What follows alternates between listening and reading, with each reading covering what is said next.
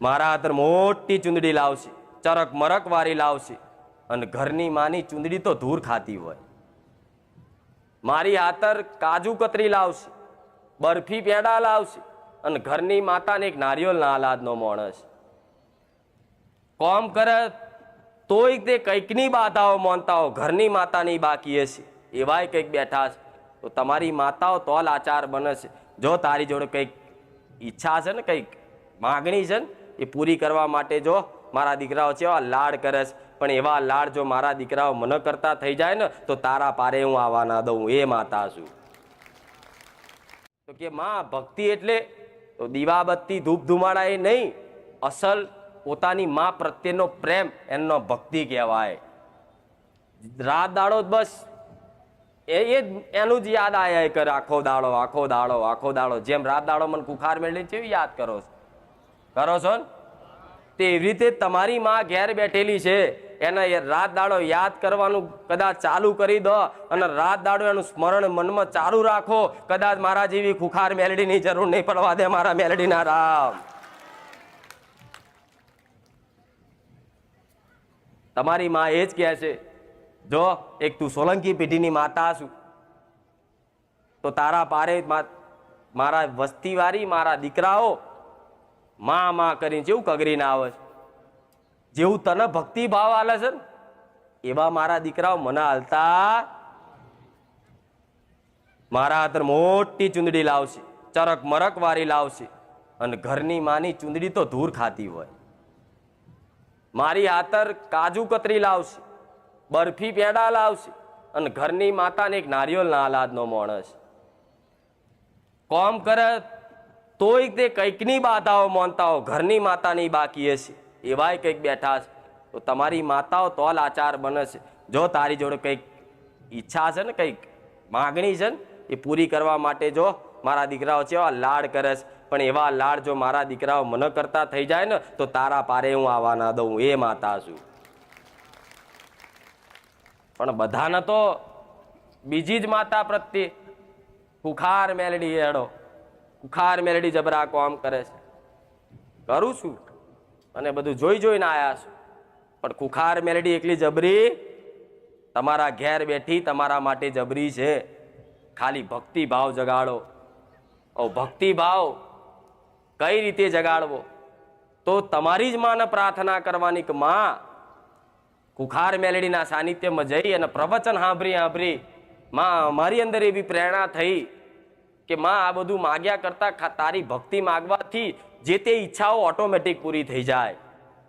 એવું સાંભળ્યું ને કે તમે જે માગણી ઈચ્છા કરો છો કે મારા આ થઈ જાય, ઘર બની જાય, દીકરાને સંબંધ થઈ જાય, નોકરી મળી જાય, વિઝા આવી જાય, લોન થઈ જાય, બધી અરજીઓ રોજ નવી નવી અરજીઓ લાવો છો તે એ અરજીઓ તમારી માં પૂરી કરી દે. પણ પૂરી કરવા માટે એની જોડે અરજીઓ કરશો ને કે માં મારું આ કરી દે, તે કરી દે, ફલાણું કરી દે, તો તમારી માં ક્યારેય નહીં વાપરે.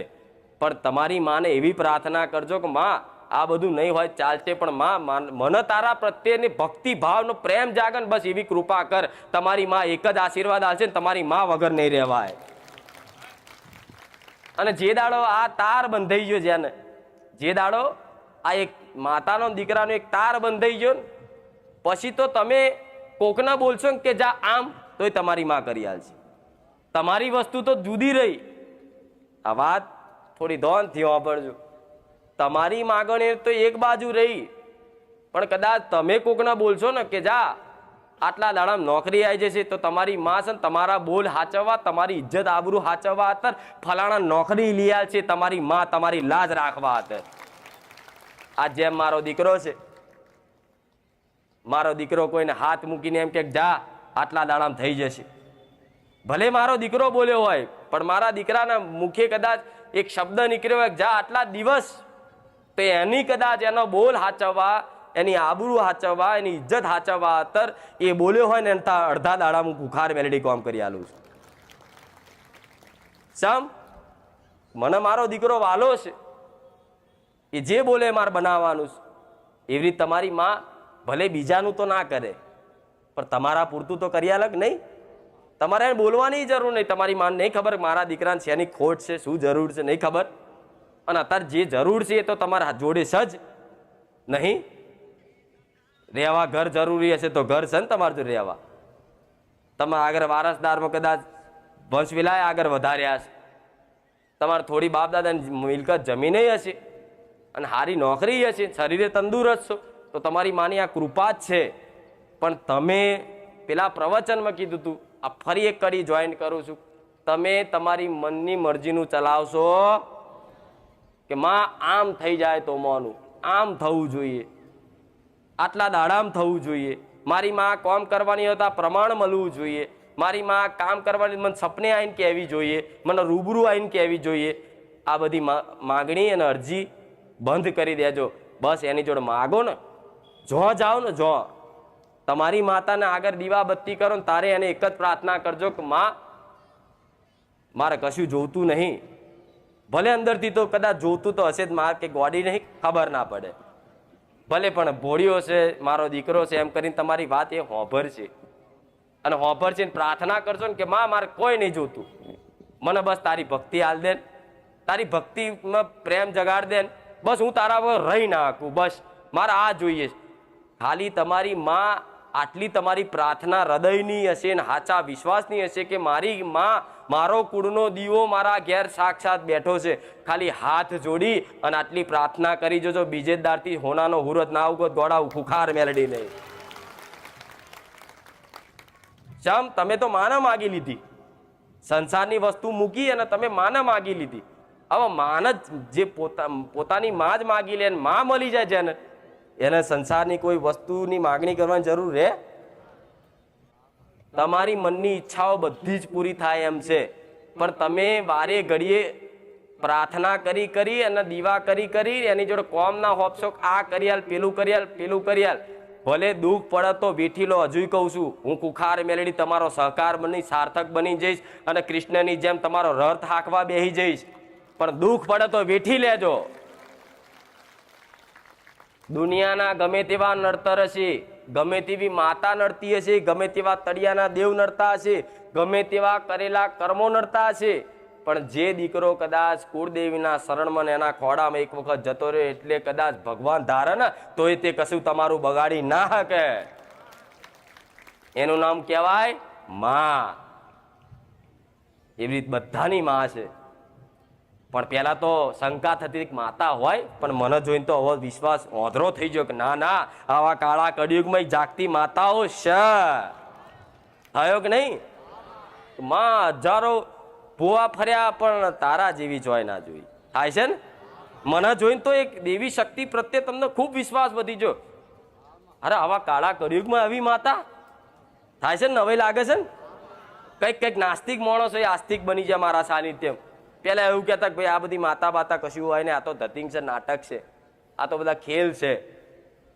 પણ મારા સાનિધ્યમ જે ખાલી 1 2 રવિવાર 5 રવિવાર આવ્યો હશે ને એને મારી ઓળખ થઈ જઈ હશે અને એને એવું જગતમાં થઈ ગયું છે કે ના, જગતમાં માતાઓ મરી જઈ જાગતી જ છે, બધાની માતાઓ. તમારે એવું નહીં માનવું.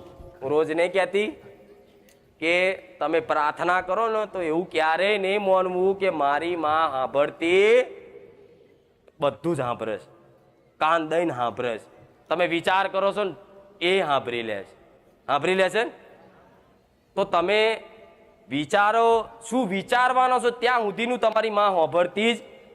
તો ભાઈ ખાલી ખાલી એની આગળ પ્રાર્થનાઓ કરીને કગરીને શું લે દાડા વ્યર્થ કાઢવા? એના કરતા એની ભક્તિ જ માગી જો, એનો પ્રેમ જ માગી જો. 100% એવું કહું છું, કદાચ મારા સાનિધ્યમાં આવવાની જરૂર નહીં પડે, તમારા ઘેર બેઠા તમારી માં તમારું પૂરું કરી આલશે. આવું મેલડી કહું છું. એટલે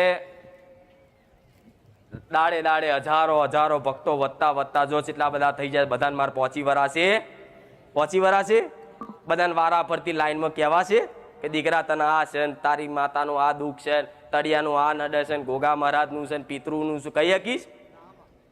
તોય તે મારું કર્તવ્ય છે, મારું ધર્મ સમજીને કંઈકના સપનામાં આવું છું અને બતાવું છું. પણ સપનામાં કોને આવું છું? કે જેને ખરેખરમાં પોતાની માની અસલ ભક્તિ કરવી છે, પોતાની માની પડી છે, એના માટે હું સાક્ષાત હું સપને આવી છું મેલડી. એક નાની વાત બતાવી દઉં છું. ગમે તેવી વાત હોય, કોઈ માનતા બાકી હોય, કોઈ તળિયાનું દેવ નડતું હોય, કોઈનો નેહાકો નડતો હોય, તો એ સપનામાં આવીને કહી જઉં છું કે દીકરા ફલાણાનો નેહાકો નડે છે. તો આ બધું હું શું કામ મહેનત કરું છું? તમે ભટકશો નહીં. રોજ કહું છું ભટકશો નહીં. કેટલા ભૂવા કરીને આવ્યા છું, શું મને નહીં ખબર હોય? જો તો ખરા ચેવા બેઠા છો આસ લઈને. આમ શું કહું કહો? હું તમને એવું ભિખારી નહીં કહેતી, પણ આમ કેવા બેઠા હોય મંદિરની બહાર. હાલો ને, અરે દેવ જોડે ભિખારી બનવું પડે, બરોબર છું, માનું છું. પણ આમ હાથ જોડીને આમ માથું ઊંચું કરીને કદાચ માતાને કીધું હોય ને કે માં તારા જોવાનું, તો માતાને હાલવું જ પડે. એમાં કહેવાની જરૂર પડે? પણ જો મને તો બહુ દયા આવે છે બધા ઉપર, ખરેખર એની કોઈ પાર જ નહીં. મને તો એવું થાય કે બધાને આપી દઉં, એક જ દાડામાં સુખી કરી નાખું. હું તો એટલી દરિયા દિલ માતા છું. મારા દીકરાનું જેટલું હૃદય વિશાળ છે ને એનાથી લાખ કરોડ ગણું મારું મેલેડીનું હૃદય વિશાળ છે.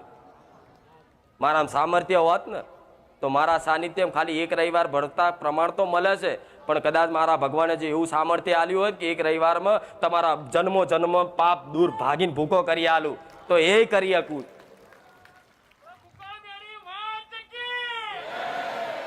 પણ હું બધું કરી શકું. હું તમને થોડા તમારા કામ કરી શકું. કેમ કામ કરું? તમને મારા પ્રત્યે વિશ્વાસ વધારવા. મને કામ કરીને મને શું મળવાનું? શું મને આપી દો છો? કહો, આપી દો છો? મારી શ્રીફળ ચુંદડી અગરબત્તી હા લાય, મારી ચુંદડી મોનીથી લાય, મારી ચોકલેટ મોનીથી લાય. હું જોતી નહીં શું છે, જોઉં છું.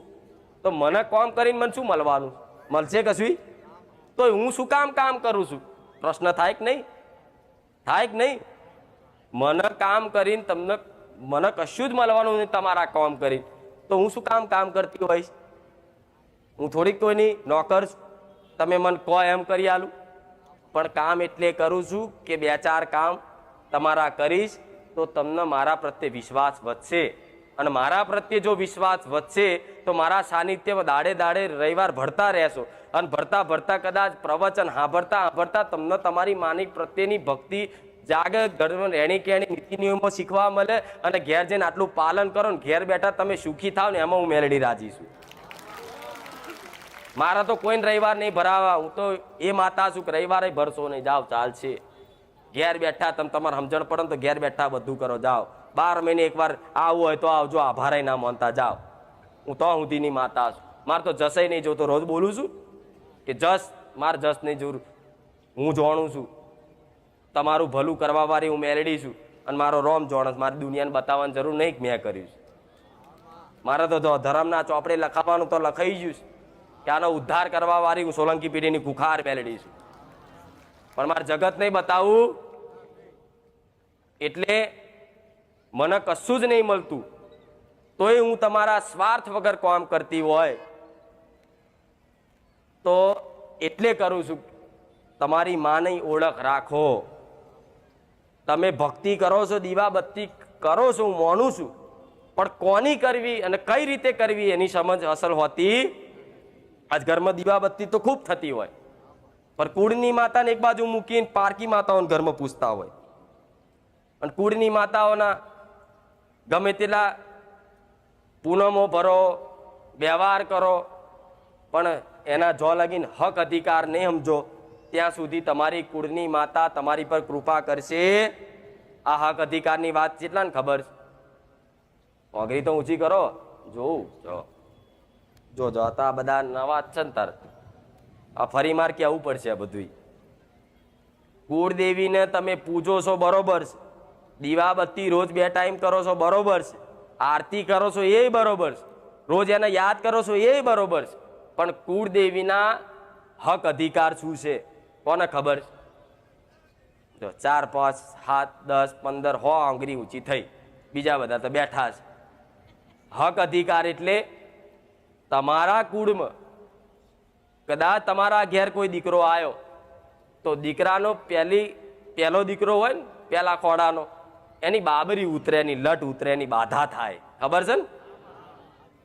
તો તમે જો તમારી કુળની માતા મહાકાળી માતા હોય અને હક કદાચ મહાકાળી માતાને લાગુ પડતો હોય એ હક લટનો બાધાનો હક તમારી કુળદેવીનો હોય અને કદાચ એ હક તમે ગોમટોળાની માતાન કે મોહારની માતાન કે કોઈ ચોટીલાવાળી ચામુંડ માતાન કે બહુચર માતાન આલો તો એ તમે તમારી કુળદેવીનો હક છીનવ્યો. ભલે મેં ખુખાર મેલડીએ કદાચ આશીર્વાદ રૂપે તમારા ઘેર 15 વર્ષે દીકરો આલ્યો, પણ છતાંય તે હું ક્યારેય એવું નહીં કહું કે આ લટ આ બાધા મને જે આ હક, એ હક તમારી માનો છે, તમારી કુળની માતાનો છે. જ્યારે તમારા વડવાઓએ આ રીતે કદાચ કોઈ માતાએ આશીર્વાદ આલ્યા કે જા આટલા 2 વર્ષમાં તારા ઘેર દીકરો આવશે, અને કદાચ 15 વર્ષથી બાધાઓ રાખી રાખીને થાક્યા હોય અને પછી કદાચ કોઈ ભુવાજીએ આશીર્વાદ રૂપે કે દાણા જોઈને એને કીધું હોય 2 વર્ષ રે કે વર્ષમાં તાર ઘેર દીકરો થાય, મોંજીક મેં સધી આલ્યો કે મેરડી આલ્યો, પણ તારે ભુવા એવું ધૂણીને બોલતા આ દીકરો તારી પેઢીમાં કદાચ આ વારસદાર હું વધારી આલું ને તો આનો હક મને આલજો, એમ કરી અને કુળદેવીનો હક અધિકાર છીનવી અને તમે ભુવાઓની માતાઓની લટ આલી તમારા બાપ દાદાએ, અને તમે અત્યારે હાલ કઈક પેઢીઓમાં આવું ચાલે છે. ચાલે છે કે નહીં? તો કોઈ દાડે એવું થયું પ્રશ્ન તમને કે આ કુળદેવી મારી મહાકાળી છે, મારી ચામુંડા છે, મારી આશાપુરા છે, તો લટ દુનિયાની માતાએ આલ્યો હોય ને તો માં હક તારો છે, તારા પારે જ હું મારા દીકરાની લટ ઉતારી જગતની માતાએ આલ્યું હોય તો ભલે, પણ એમાં કોઈ માતા તમને નડતર રૂપ થાય. કદાચ મારા આશીર્વાદથી તમારા આગળ ઘર્મ વંશ વેલા આગળ વધ્યા હોય, પણ તમે એ લટ તમારી કુળદેવીને આલો ને તો હું એતરાજ ના થઉં. ચમ કે હું સમજુ માતા છું, મને ખબર છે કે આ હક મારો નહીં, એની કુળની માતાનો. હું હોમેથી એવું કહું દીકરા આ હક મને ના આલીશ, તારી કુળની માતા ના આલ. આજ કઈક પેઢીઓમાં આવું છે. ઘેર કુળદેવી પૂજાતી હોય તો લટ તો ચોય બીજે આલો છો ને. આ છીનવ્યા કહેવાય હક અધિકાર. પછી લગ્ન લેવાનું હોય, આ બધી વાતો મેં પ્રવચનમાં કરી જ છે, પણ નવા આવેલા છે એ બધા પ્રવચન અમુક નહીં જોતા બહુ, એટલે આ નવેસરથી ફરી વાતો કહું કે તમારા ઘેર લગ્ન પ્રસંગ આવે તો કેવું કંકોત્રીઓ છપાવો છો ને, તો એમાં તમારા દાદાનું નામ હોય, પછી એ દાદાથી બીજા નાના હોય, કાકાનું નામ હોય, એમનાથી નાના હોય એમનું નામ હોય, પહેલું જે સૌથી મોટો હોય એમનું નામ પહેલું હોય, પછી બીજા ત્રીજા નંબરે બધાનું આવે એવું હોય ને. તો આજ કુળદેવીને તમે છેલ્લા સ્થાને રાખો ને બીજી પારકી માતાઓને ઘરમાં પૂજી અને મોટું સ્થાનક આપી દો, તમારી માતાનું મહત્વ રહે? આ તો કઈક ઘરમાં આવું છે. મેરડી માતાનો અખંડ દીવો ચાલતો હોય ને મહાકાળીનો તો 2 ટાઈમે હરખો ના થતો હોય, તો ચાલે ખરું? આજ મારા દીકરાની વસ્તીને ઘેર મારો ખુખાર મેરડીનો અખંડ દીવો હોય છે, જોડે મારો બહુચરનો અખંડ દીવો છે, બેન હરખું રાખ્યું છે. ચમ કે પહેલી કુળદેવી છે, અને આજે તે મારી વસ્તીને ઘેર આવો ને તો ભલે હું મેરડી બધાના જગતના કામ કરતી, હું પ્રધાન માતા છું, પણ કુળદેવી કરતા મારું સ્થાનક હંમેશા નીચું જ હશે. એ મઢમાં કદાચ જે આયા હશે જેને જોયું હશે એને ખબર હશે. તમારી મહાકાળી છે તો થોડું સ્થાન એના ઉપર આલો, અને પછી તમે સધીને પૂછતા હોય ને તો એના નીચે રાખવાની. રાજાને પ્રધાન જોડે હરખા બેહીએ કે? પણ આ તો તમે તો જો બધાના મઢમાં જોઉં છું ને આમ કરી, તો એક જ મઢમાં ચામુંડા ને મહાકાળી ને હનુમાનજી ને શંકર ભગવાન, શનિદેવ, સાઈ બાબા, તમારી માતાને મઢમાં બેહવું હોય ને તો એને કેટલું ફાવે ને. 25 જણા ધૂણવા વાળા બેહી જાય મને ખુખાર મેળવીને ધૂણતા ફાવે? હું તો બેહી દ્રોહાર, બોલો તમે જાઓ. અહીં પ્રાર્થના કરે 25 હોય, 25 ભુવા ધૂણતા હોય, 25 માતાઓ ધૂણતી હોય, અને પ્રાર્થના કરે તો કે માં સારું કરજે, તો પેલી કે તને કહે છે, પેલી કે તને કહે છે, પેલી કે તને કહે છે. કોણ કરે? કોણ કરે? પણ તમારું મઢ છે, તમારું મંદિર છે, તો તમારી માં સિવાય બીજું કોઈ ના હોવું જોઈએ. એક મઢ હોય મોટો હોય તો તમારી માતાનું સ્થાનક વચ્ચે રાખો, જોડે મેરડી માતાને પૂછતા હોય તો એનાથી થોડું નીચું રાખો, તમે જોડે શિકોતરને પૂછતા હોય તો થોડું જોડે રાખો, પણ હંમેશા રાજા હોય ને રાજાની ગાદી હંમેશા ઊંચી. તમારા ઘરમાં કદાચ આવું કરતા હોય ને, અમુકના ઘેર મહાકાળી માતાનો ફોટો આટલો હોય, મેરડી માતાનો આટલો મોટો. માતા ચારે એવું નહીં કે મારો મોટો ફોટો લાય, મને મોટું પદ આલ, મારું નામ પેલા લે, મને લટ આલ, પણ એ તમારું સમજવું, એ તમારું ધર્મ છે, તમારે સમજવાનું હોય. મહાકાળી કહે છે કે દીકરા તું આ મને તારો હક, તારી પેઢીનો જે મારો હક છે એ છીનવ્યો છે, એ હક આપી દે, જા, હું તારી પર પ્રસન્ન થઈ જઈશ. ચારે મહાકાળી બોલશે? નહીં બોલે તો રિહાઈને બેઠીશ. મારા દીકરાને કોણ સદબુદ્ધિ આલે? એટલે તો મારા પારે સદબુદ્ધિ લેવા મોકલ્યા છે કે મારા દીકરાઓને કે મારા હક અધિકાર છીનવ્યા હોય ને તો મને પાછા આપી દે, તો કદાચ એની કુળદેવી હું કમ નહીં. કરશો આટલું? તમને ખબર છે કે અમારી બાબરી અમારી કુળની માતા ચામુંડ માતા છે, અને અમારા વડવાઓ ગોમ ટોળાની વેરાઈ માતા એ બાબરી આલે છે. તો તરત તમારે સમજી જવાનું કે અમારી કુળદેવીનો હક છીનવાયો છે. પણ આટલા વર્ષે, 20 વર્ષે તમને ખબર પડે, 50 વર્ષે ખબર પડે, તો આજે તે એનો ભૂલનું નારિયેળ વધેરી અને કોણની બૂટ ચાલીને કહેજો હવે પછીમાં જે તે કદાચ વારસદાર દીકરા આવશે ને અને પહેલો ખોડાનો દીકરો જે હશે ને એની બાધામાં તારા પારે ઉતારીશું, અમારું વચન છે. તરત કુળદેવી કે હા દીકરો જાગ્યો. તરત આંખો મોટી થાય કે જો મારા દીકરાને સદબુદ્ધિ આવી. તરત તમને ખંચેરીને ખોરે લઈ લે. પણ આ તો તમે કેટલા પેઢીમાં આવું છે? તો કહો, આંગળી તો ઊંચી કરો કે કુળદેવી અમારી બીજી છે ને બાબરી બીજી લેવાય છે. કહો તો ખરા. જો સર કેટલાય જો લેવાય છે ને તો આ ચાલે ખરું? વિચારો તમે, તમારી બુદ્ધિ વિચારો, જ્ઞાન સમજ લો. આ ચાલે? તમારું ઘરમાં હોય, ઘરમાં કોઈ પ્રસંગ હોય કે ગમે તે હોય, કોઈ વડીલ હોય એને તમે નીચે બેહાડો અને એનાથી કોઈ નાની ઉંમરનો હોય એને ઉપર બેહાડો, તો વડીલનું અપમાન થાય કે નહીં? થાય કે નહીં? એવી રીતે તમારી કુળની માતા છે એને નીચે રાખો, જગતની માતાઓને ઉપર રાખો, તો એનું અપમાન થાય કે નહીં? તમારા ઘરમાં, તમારા મઢમાં જ આવી ગલતીઓ થતી હોય તો તમે લાખ દીવા કરો પણ તમારી માં ક્યારે રાજી થશે? આ કેટલા કરશે આ મારી વાતનું પાલન? બધાય. બધાને ગલતી છે જ તે. આજો આ શીખવાડી નહીં કોઈ ભૂવા આવે આવું? અરે ગોડાઓ, અમુક ક્યાં માડી અમને ખબર પડે બધી, તારા પ્રવચન જોઈએ, પણ માડી અમને કુળદેવી કઈ એ નહીં ખબર, કોને હાલવું? એનો ઉપાય બતાવું છું. પણ પેલા મારી વાત સમજી જાઓ.